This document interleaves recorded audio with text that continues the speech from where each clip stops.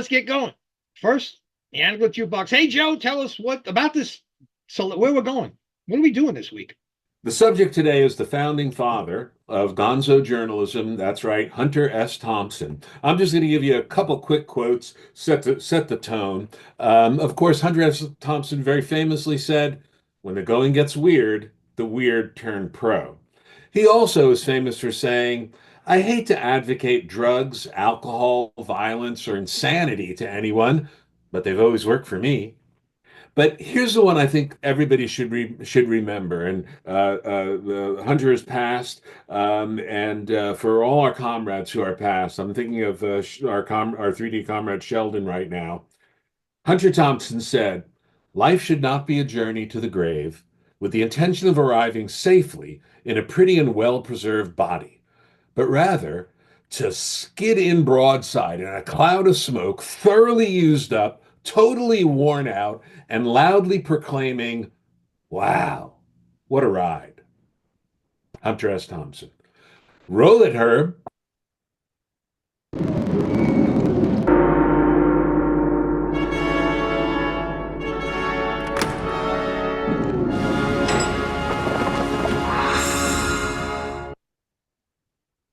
And to understand that and to be a part of it and to be accepted and to write about it, which is not to say that's why I did it. I did it because it was fun. I never really thought of myself as either a spokesman for or as a part of the drug culture, although a lot of other people do. I happen to be a person who does most things to excess. And so it just would, be normal that I do it with drugs. I'm pretty selective and I've learned a lot. Yeah. And maybe I've burnt my mind up, maybe I've gone crazy, maybe I've destroyed myself. But it doesn't worry me too much right now. There has to be, there's a high in covering politics. I think, it's a combination of power and adrenaline, which beats any drug I've found yet. Yeah, when it's not fun, you stop. Right. I mean, there's not enough time. We're all getting old. Yeah. I have no intention of doing things I don't enjoy anymore. Unless, of course, I'm forced to.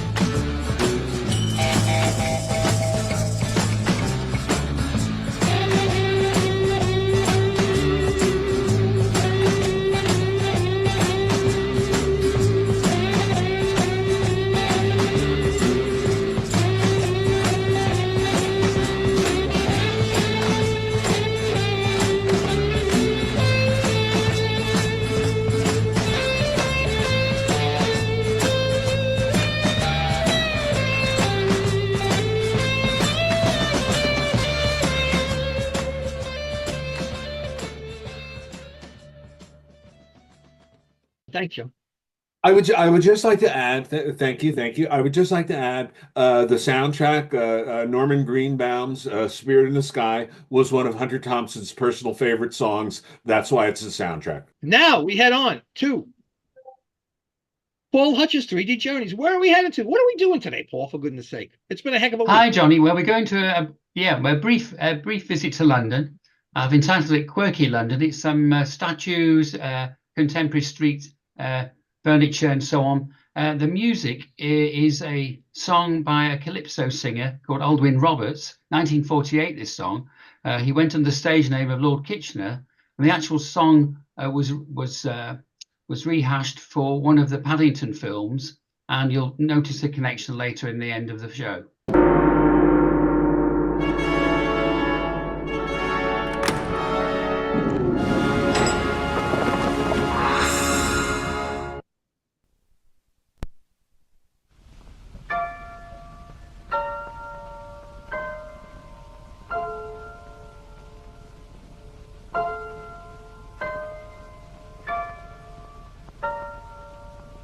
London is the place for me. London, this lovely city. You can go to France or America, India, Asia or Australia, but you must come back to London City.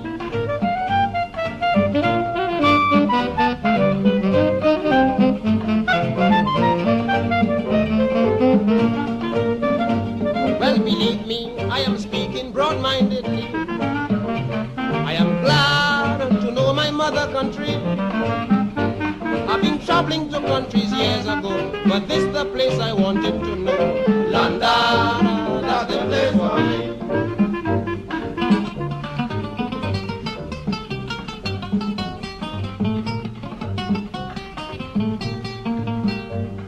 To live in London, you are really comfortable, because the English people are very much sociable.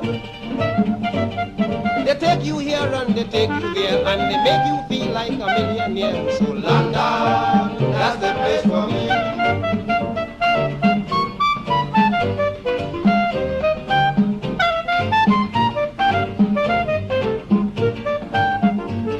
At nights, when you have nothing to do, you can take a walk down Shaftesbury Avenue.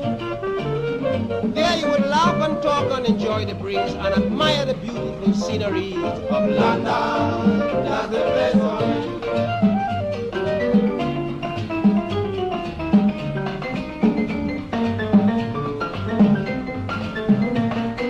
Yes, I cannot complain of the time I have spent. I mean, my life in London is really magnificent. I have every comfort and every sport, and my residence is at Hampton Court. So London, that's the place for me.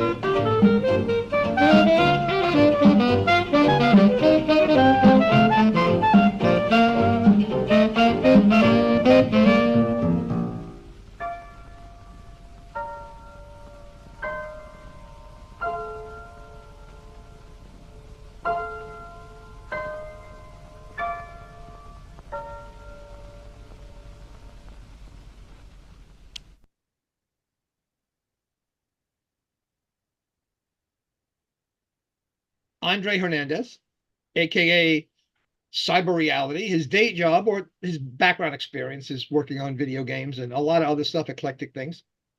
And he's been experimenting with stereoscopic 3D and virtual reality since the early 2000s.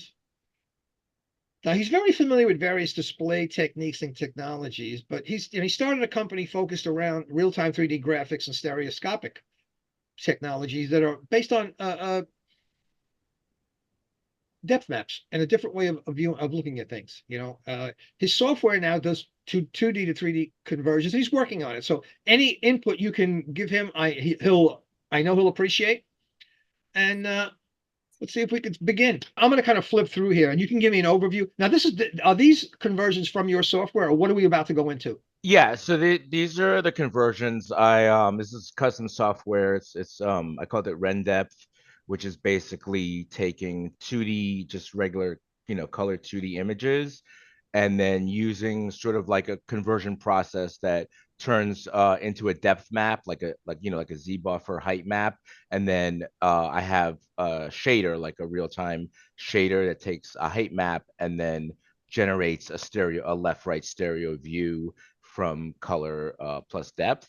Okay, So 1 second. that's So like a yeah. fader is a Oh, programming a tool. A tool. a shader. So this is like the original version was OpenGL. This one is running in Vulkan. So it's like, the same kind of tools that game developers use to make 3D games.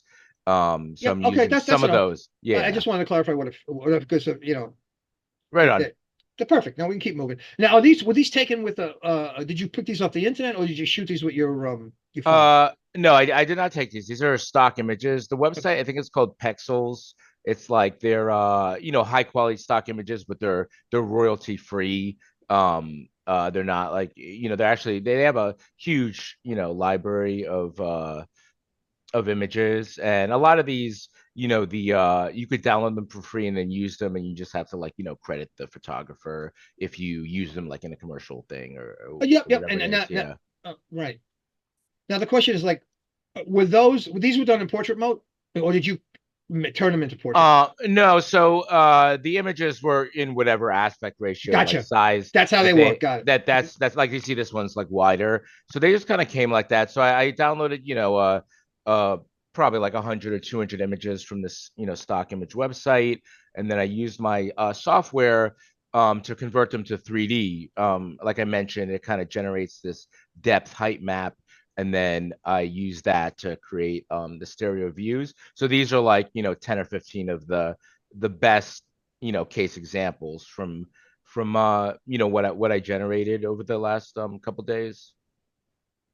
And how long does it usually take for the software to do this? And that's the first part of it. So I'm still working on some optimizations and things like that. So the most intense part is it's using this machine learning library called Depth Anything. Came out, I think, earlier this year, so it's fairly new. I mean, there's newer stuff, but this is, from 2024. Um, so depending on your computer and, the size of the image, it could take anywhere from like a tenth of a second to 30 seconds. I mean, it really kind of depends. There's a lot of variables, parameters. But on my machine that I generate, I have a pretty good, $1,000 GPU or whatever. It's, somewhere in the probably like couple of seconds, 3-4 seconds per image.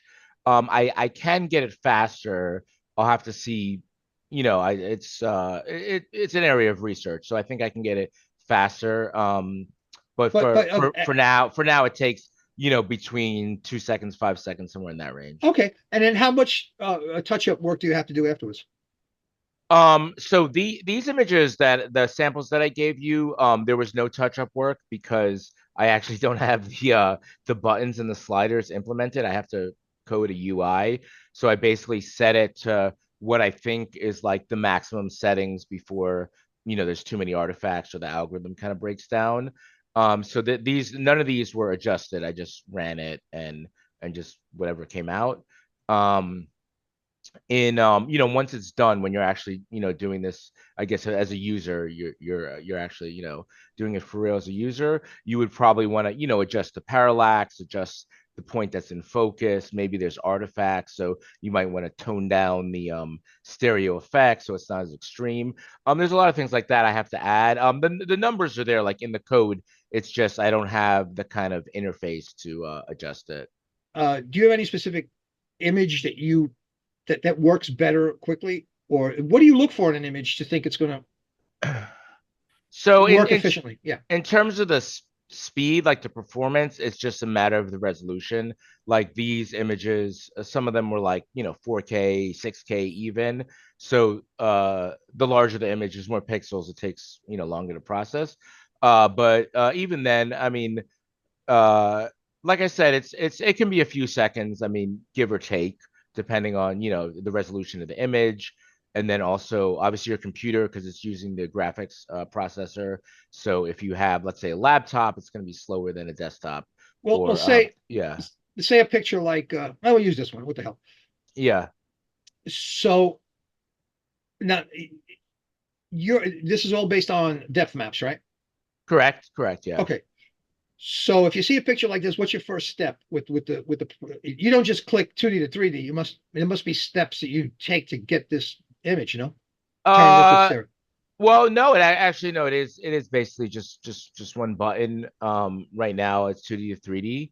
So, the way I designed the app is sort of like you could replace your standard like operating system, like image viewer, like whatever, Windows, Mac Linux, whatever you use to open images. You could just open that. It's about, roughly the same speed as an image viewer. But then as you're browsing through the photos, you could just click basically one 3D button, and then it's in 3D, after obviously the processing, a few seconds of processing. And once it does that, okay, so now that what was the program you named? I'll write that down. Oh, So I forget. yeah, yeah. I'm calling it RenDepth. Uh, yeah, that's the name RenDepth. It's sort of like a combination of like render depth or something. Yeah, I Just got it. the Now, idea I had. Yeah. now but the depth program that you mentioned initially, what was it called? Depth, what was it Oh called? yeah, so this is a Python machine learning library. It's called Depth Anything v2. That's the newest version. Depth Anything. So this has been out. This is free. This is open source code. I didn't invent this or anything. Um, so that came out I think early, like was it April, May of this year of 2024. So it's, fairly new. And that kind of does the heavy lifting. So with that library, you can kind of just feed it, basically any image, just a color, an image you take with a camera, and then it'll create a depth map, which is basically like a grayscale image, like, with light and dark, that shows how deep objects are, the volume, things like that. Which is mostly used like in games, in 3D game development and stuff like that, but it has a lot of other applications, for stereo 3D, for VR, for augmented reality, all this kind of stuff that people are using it for. But in this case, it kind of worked perfectly to create these 3D images. So in a picture like this, this seems to me, who's a novice at the depth maps and stuff, this seems to me to be extraordinarily difficult. This was taken again. This is a depth map image, right? This is an image that Right. was okay. Fine. This is A conversion, yes. a conversion. Okay. So, and this would be a challenge. This looks like a challenge, and I'm impressed by the way it actually came out because of all the trees and the branches and how far they'd have to be, unless I'm getting an illusion of it only because of this. Right. Yeah. Yeah, I mean, that's why I included this image, because it's one of the worst case. Like, there's a lot of small leaves, there's fencing on, a gate on, on the fence. So this is one of probably the most problematic kind of images traditionally for conversion, for older conversion techniques that didn't use these kind of new machine learning algorithms. So now, once this, you did not need to tweak this. No, I mean, I hope that eventually you will be able to tweak it, because it doesn't always come out perfect. I mean, I picked Yeah, of course. I picked the best shots. I had 200 images. I picked the best ones, but it doesn't always come out perfect. But yeah, ideally there would be a good set of defaults. So images like this, you just put them in and they look good most of the time, and then you might need some manual adjustment of the parallax, or maybe the depth is too much or too little, that kind of thing. And now the program gives you a choice of anaglyph, side by side, or all of those features. How does that work? Yeah, so right now I've coded in kind of the legacy, 3D format. So I mean, the one that's most relevant today is side by side, obviously, because even the newer, monitors, tablets, or whatever, you could import a side by side image. So that's, still working, that's still supported. So that works, and these images, that are obviously in that format. But I also, have anaglyph. I have a few interlace modes, horizontal, vertical interlace, a checkerboard. I think that's most of what's there. So those kind of cover like the older displays, the ones, from 10 years ago or prior. I think should all mostly support, either side by side or one of the other formats. I think moving forward, there are, newer devices and displays that, could take advantage of, more than, let's say, side by side. But I think even then, most of them do at least have a side by side option. Yeah. And your intention, what would be the intention of where would you want these typically to be displayed on any device, or what have you been practicing with? Yeah.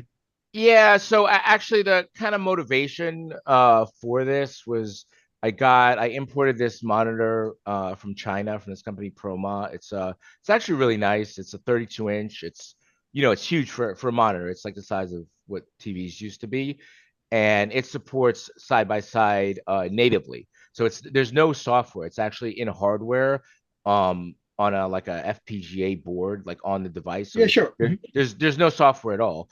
Which is great because for me personally, I use Linux. I run Ubuntu, and a lot of devices, especially once you get into these like kind of niche 3D VR, all this kind of stuff, only support Windows, right? So maybe you get Mac support, but probably not Linux, right? So some of the software that people the company either releases or third party don't actually work on Linux and probably not Mac. So for me, that was the big thing, was a cross-platform solution, even for myself, so I could run it on my own computer, um, and also having the interface itself be in stereo 3D, because even some of the available software supports side-by-side 3D. So you could, like, let's say, open a video file or a photo gallery, whatever it is, but the UI, like the app itself, isn't rendered in 3D.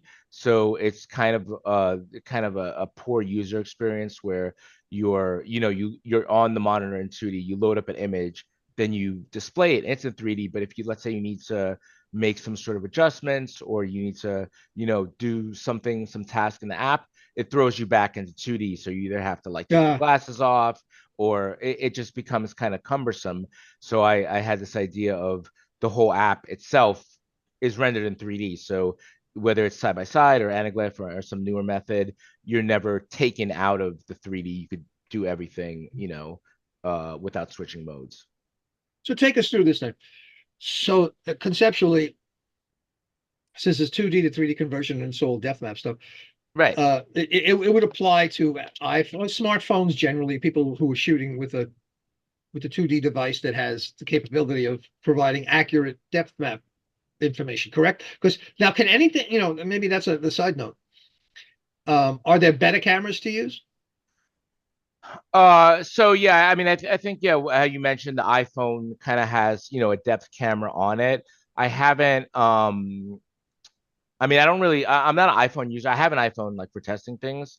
I haven't got up to that point at looking at exactly what data, Apple exposes, and if it's, good enough for the right format for what I need. So that there's still some research there. But I think, yeah, I mean, I think eventually, if people, have, let's say, the new iPhone, Pro or whatever it is, that can take, depth map, take spatial photos, I would want to support that. It doesn't work right now, but it's definitely something I could look into. But I mean, beyond that, if you have, Android phone or whatever, older, let's say an older iPhone, Android, you don't have to do anything special. They're just, color images. So as long as the image is decent quality, it should be fine. So take me through that. Okay, so now the person has let's say an Android, make it easy. Okay, so I shoot the picture, and your software doesn't care if it's portrait or landscape, right? Doesn't care. No. Right. So I take that shot. And now where would that program reside? Is that an app for my phone, or is it on a workstation? So it's a desktop app. So right now, I mean, these were run on a Linux, Ubuntu desktop. But I'm planning to support the big three ones. So Windows, Mac, and Linux. So it'll be the reason. I mean, I'm familiar with mobile development, but the libraries that are used, specifically the depth anything, the machine learning kind of depth generation, is a pretty intensive, process. I mean, I have a good computer. I mean, I said it's quick for what it's doing, but it's still several seconds on like a $4,000 computer. So running that on mobile, like with good performance, I mean, it's theoretically possible, but it might be significantly slower Mhm. than desktop. So I want to launch, the best experience first, which is the desktop app, which I know is going to be relatively fast, and then kind of look into what I could do on mobile, on the phone, if that's, even feasible. Okay. Well, I was just trying to get like kind of a workflow done. Right, right. So So yeah, I would take the picture. Let me get yeah, it right. yeah. Take the picture. Now I go home and I put it on my desktop, right? Right. And I engage the program. So I'm trying to get a flow here, just to get the feel of how it feels to own one. Well, inevitably, and use the software. Again, take my picture, bring it in. Now, can it tell me? It's going to be me who decides what picture works, right? Because you said some hard ones, obviously, out of so many, don't work. So it won't give me any warnings. It'll just, it won't put like red in an area or do any of that kind of stuff for problems, right? It's just a matter of me getting home, loading on the Right. computer, engaging the program, dragging it in, and then telling it go to work. Now, does it do a bunch of images or just does one at a time? Yeah, sort of. So, I mean, I have some batch conversion like I'm running the it's not integrated into the interface, but it's, on the command line, you could just give it a folder name and say, hey, there's 100, 200 images in this folder, just convert all of them. So it kind of already does that, but the kind of issue with that is I mean, not just with my software, just with stereo 3D, photography Yeah, in sure. general, is that every shot could be unique. You could take a close portrait shot of a person, or it could be, a far landscape of a city or forest or whatever. Those kind of require different settings, right? To be optimum, like especially with macro shots where the camera's close and there's Hmm. too much parallax, you have to kind of adjust it in post. So just stereo photography in general is not necessarily like you just take a shot and it's perfect every time. So it's kind of the same situation. And then beyond that, there's some artifacts. Like, I mean, it is a conversion process. It's not native, it's not Yeah, of perfect. course. So especially like very like extremely thin objects sometimes have issues, or if there's a few objects kind of layered, it's called disocclusion, where there's like one object behind the other one, and then when you move your head, you start seeing things that you couldn't see in the other eye, and then there's missing data. So there's a lot of stuff like that, which I've mitigated it, but it's still it's not going to be a native. It's never going to be like native stereo. So there's still some things you have to kind of account for.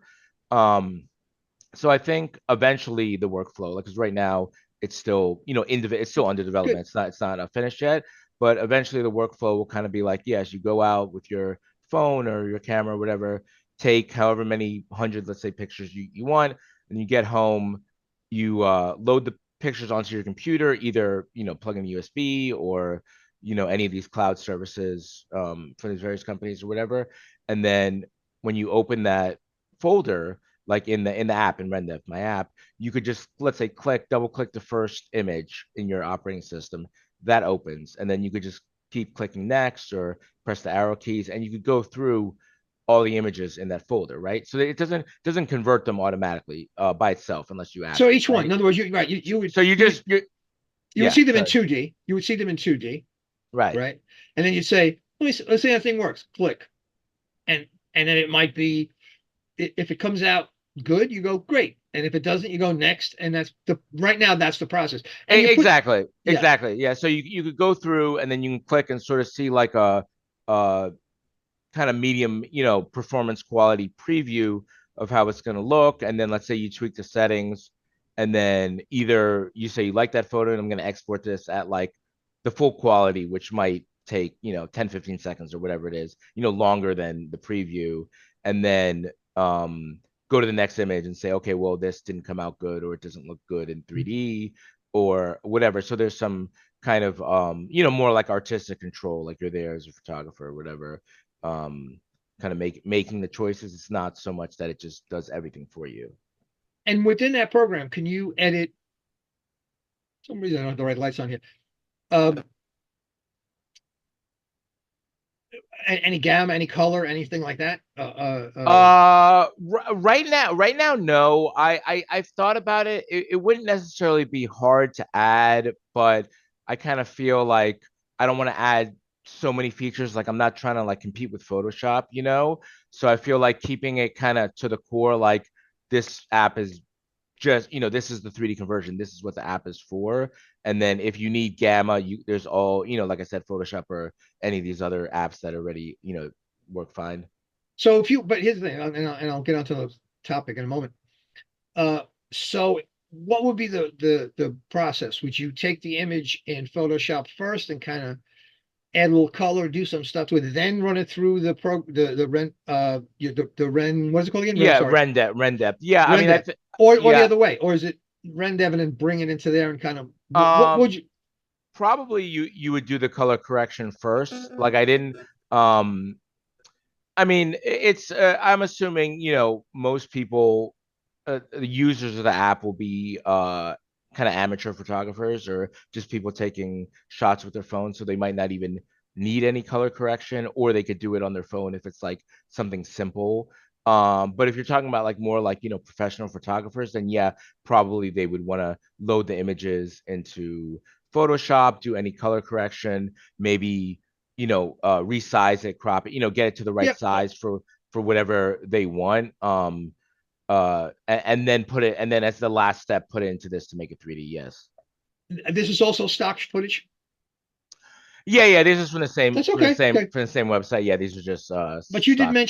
mention you're doing some work with color in terms of Yeah. the design So of the actual anaglyph. Yes, go ahead. okay, yeah, I can talk about this. Yeah, so this is actually a custom color filter. So it still works with the same glasses, the standard red cyan glasses, but it's optimized specifically for LCD displays for like the newer flat panel displays have a slightly different kind of color reproduction output versus CRT monitors when these anaglyph algorithms were originally invented. So it actually gives a closer to native uh, feel when you're viewing it with red cyan glasses. I mean, obviously, it's not going to be, it's not going to look like shutter glasses, no matter what I do. But I think I got it, closer in terms of the color reproduction. I mean, like solid reds are still pretty difficult to reproduce, but just pure like blue, green is almost, the actual color. And then stuff in between, like this image has some yellow signs, and the yellow is like sort of close, but then the red ones, it gets a little mixed. But in terms of like the rest of the image, like the black, the white, the blue, there's not so much green here. Actually looks pretty, close to what the color should be. I mean, it's still anaglyph, so it's not, the best quality, but it's at least, more accurately reproducing the original image, like the colors of the original image. Well, just a quick question on this image. So these people in the front were out of focus, right? Yeah. This was, I didn't edit the image. It was like a depth. Yeah, there's depth of field. They were out of focus. Yeah. And when you pick I'm going to go through the next two as I speak. Yeah. When you tell the program anaglyph, does it give you a choice like stereo photo maker, Dubois, or for that matter, Andre Hernandez, the Hernandez version? Yes, well, actually, no, because I'm pretty sure the one I made is the best one. So, so you're sticking with that, right? Okay. I'm just gonna put it because I did a lot of research and I'm pretty sure it's the best one. I don't think there has to be 20 choices. That's a good point. That's a good point. No, because a lot of times when you get more choices, you're never satisfied. You're not satisfied. But you're just running in a circle. That could have been better. That's not better, but done. So there's something to be said about that. Yeah, indeed. But that's why I asked about the Photoshop thing, because maybe that tie-in. But no, you're trying to make it simple. No, I want to make it simple. I don't want to confuse people, and like you said, there's the more choices, the more you just have indecision. It's like, hey, I'm developing this. I tested a bunch of different hardware glasses. I could say this is most likely the best, so I'm just gonna do that and just make it easy for people. And now, where are you in the process with this? Are you you're prototyping, or I was prototyping. So, I mean, the development on this actually started, I think, back in April of this year, well, 2024. you came a long way since Yeah. April. So that's where I originally got the idea. But I've been working on a bunch of different stuff, mostly like 3D games and graphics and stuff. So I haven't been working on this actually, since April or May or whatever that was. I had the idea. I did like a really quick prototype with some older, machine learning code and just some stuff OpenGL or whatever. And it did work. Like it worked, and I was like, oh, this is cool. But then at the time, I wasn't really sure in terms of the 3D market. It seemed, I mean, the LoomPad was one of the newer devices that had come out that was, looked like it had users, but in terms of in terms of desktop monitors, because this is a desktop app. I wasn't really sure where the market was, so I kind of just put it on hold. And I was like, yeah, this is kind of cool, but who even has these monitors? There's really no monitor. You can't even buy a monitor. And then recently, like within the last couple months, there's been well, probably the biggest thing is Acer released a 27-inch 3D monitor, like an actual a big monitor that you could use. It's like without compromise, And so I was like, okay, Acer came out with this. I read some articles. Samsung. They didn't give a release date, but it looks like it's probably early next year, I guess. Samsung was doing this. I told you that I got the Proma, even though it's a Chinese company, they're not very well known in the US, but the technology, like I'm seeing, every month, every 2 months, there's been like a breakthrough, some new monitor, some new tablet or whatever. So I kind of felt like, okay, the time is right. Like there's a lot of stuff, coming out end of the year, early next year, and some big companies, like I said, Acer, Samsung, I think Lenovo is doing something. So these are like, pretty big companies are investing in this. So I felt like it was the right time to release this app. How many monitors do you have? How many different ways of playing back do you have? Do you own? How many do I have? I don't know, probably like 10 different types. I don't know. Okay, so interesting. So you've had a chance to kind of play around with all this stuff as you evolved into this. Yeah, well, yeah. I mean, Well, I here's think, it. yeah. What have you ever shot? What is your tie-in with 3D? Have you ever gone out and shot 3D? I have shot 3D. Actually, I mean, What are I've you been doing shooting this. with? I've been doing this for a while. I mean, right now, I'm using I was using the LoomPad, and then they have, I don't know if you've seen the Red Magic Explorer 3D. Didn't come out in the US. It came out, it's only in China. But it's very, very similar to the LoomPad. But it's the 3D screen is better. The Oh, camera, it's a it's device a with the camera. It's a notepad with the camera. yeah, it's a notepad with the camera. So I was using the LoomPad, and then um they also, like I said, this new version, the Red Magic, the 3D Explorer, is Oh, kind of similar setup. And that, I think the 3D photos on that one are especially good because the IPD is pretty close to 64 millimeters, like a human IPD. So the images come out like with a lot of depth. I actually have, if you have the LoomPad 2, I posted some of those photos I took on Layapix, and they honestly look like some of the best ones because not even because of the software, because of the hardware, the lenses, like the lens spacing and the setup on this tablet, this Red Magic tablet, is just really good. And I think also better. The image quality is also, I can't remember if it's like 2K or 3K. It's decent, like a phone quality, but but those were pictures you took that were in 3D. In other words, with the camera that actually had two yeah, these lenses. these are I'm saying, yeah, these are Yeah, native yeah. native serious shots, but these were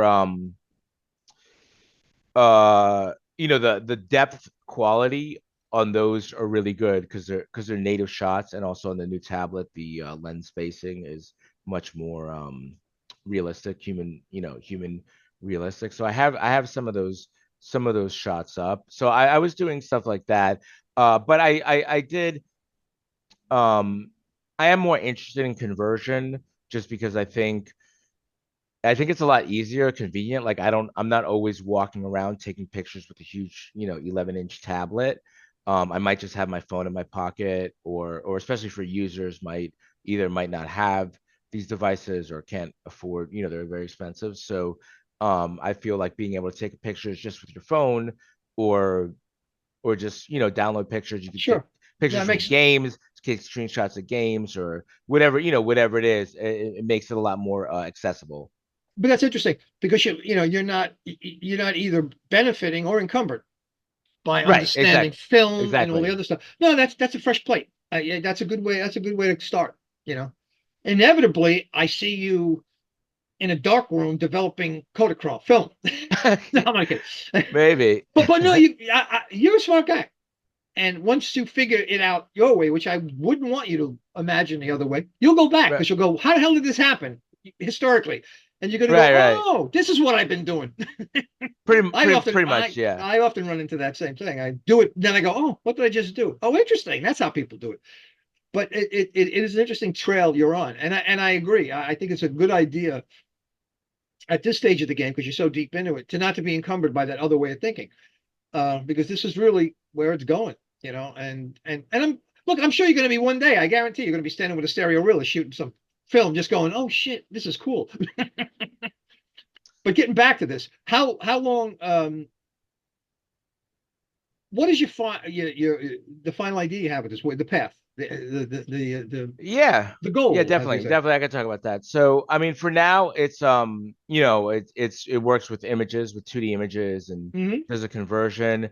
Um uh what I hope to do, I mean, it's not working yet, was converting, videos, and then also doing things live. So not just offline conversion, but, potentially things, like social media videos, like images and a website, just anything on the computer, right? So I think long term, down the road, I'm not sure how long this will take, but long term, it would be nice if you could just literally, you get your 3D monitor, you're in Windows or Mac Linux, whatever it is, and you press a button, and now anything that can be 3D, is 3D. I mean, not necessarily text, like there's things you do for Hmm. work that Hmm. should not be in 3D, like you're typing text. But let's say there's an image on a website or image on a PDF or something.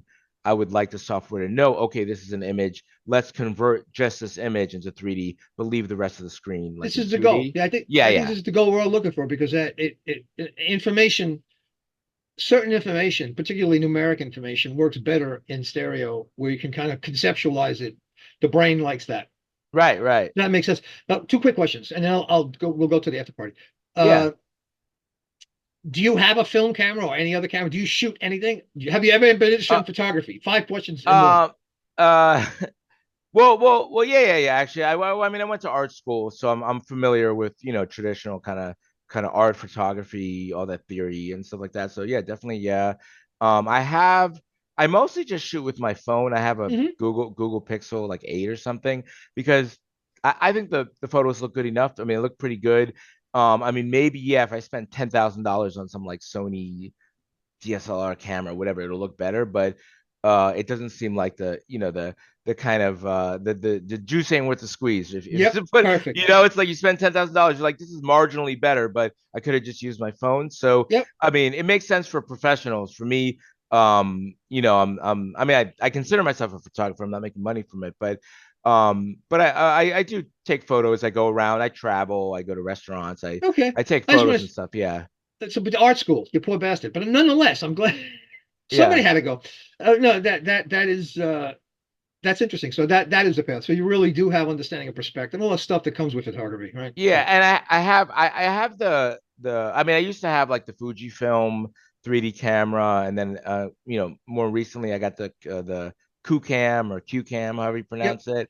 And I thought the 3D looked good, but honestly, I wasn't really satisfied with the picture quality in general. Like it was kind of like the 3D, I was like, okay, the 3D is really good, but if it wasn't in 3D, like this kind of image quality, like the colors and the kind of artifacts, the resolution wouldn't really be acceptable. So there's a few things like that. Like I don't really use it because I took it out a couple of times. I took photos, and then I was thinking like this isn't really like up to my standards. Like even if it is 3D, the picture in general isn't really working. So there's some stuff like that where in this case, maybe a conversion would be better because you could use, a higher quality camera. No, those are all the points. Yeah, you Right, checked right. them all off. That's Yeah. basically what you come to eventually when you realize the path cross of conventional stereo shooting and Right, right. the spatial imagery. You realize that there's a synergy and one works better than the other in each situation. But great, you have been fantastic. I don't know why. Yes, I had another question to ask you, but I can't remember. But you know what? There's a Okay. lot of smart people. There's a lot of smart people in the after party, and they will ask questions far better than any I'm going to ask. So you were cool. Okay, thank you. Thank you. Yeah, yeah. I was happy to You were come on. fun. This is a You fun you were show. you were just so much fun. You're welcome to come back anytime. And of course, I'm going to leave you into the after party. Well, boy, that was great. Now we change gears. Well, thank you, Andre, again. Thank you. Now, Thank you. oh, you're great. Again, stick around. Now we change gears and head off to the after party where great minds meet. MEAT. No, where great minds meet. Please stay connected, and you'll be brought to our after party with this week's host, Joe Pedotto. And a big thanks to this week's guest, Andre Hernandez, aka Cyber Reality. That's a good one. Not as good as Johnny Laser, but it's a good one. Cyber Yeah, Reality. yeah. That's a good one. It's a good one. Thanks for the amazing crew for making this all possible. I'm going to name them right now.